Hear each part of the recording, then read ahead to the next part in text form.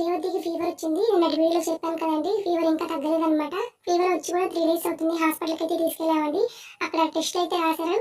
Malaria test, dengue test, platelet test అయితే రాశారనమాట. ఇంకా blood అయితే తీస్తూ ఉన్నారు. రేవతి హాస్పిటల్‌కి వెళ్ళే ముందే ఇంజెక్షన్ చేస్తారేమో అని భయపడుతూ వెళ్ళింది. సో, ఇంకా టెస్ట్ చేస్తూ ఉన్నారనమాట. ఇంక మా వారు గట్టిగా పట్టుకున్నారు. అటు ఇటు కదులుతుందేమో అని చెప్పేసి.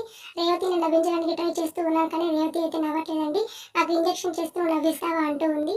నీరసంగా ఉందని చెప్పి యాపిల్ ఓఆర్ఎస్ అయితే ఒకటి ఇప్పించామండి. సో, అది కూడా తాగేసింది. అప్పుడే అయిపోయిందా? ఇప్పుడే కదా స్టార్ట్ చేసిందని చెప్పేసి అడుగున ఏమైనా ఉందేమో అని మా వారు ఊపుతూ ఉన్నారనమాట. లేదు నాన్న మొత్తం తాగేసాను. ఒక గుటకలోనే అయిపోగొట్టేసాను అని చెప్తూ ఉందనమాట. హాస్పిటల్ నుంచి వచ్చేటప్పుడు వరుణ్‌కి మిల్కీ బికీస్ అయితే తీసుకొచ్చామండి. నిన్న ఈ బిస్కెట్ల కోసం చాలా సేపు ఏడ్చాడు. అంటే వాళ్ళ తాతయ్య గారు సార్పాక వెళ్ళారు. అప్పుడు మర్చిపోయారంట.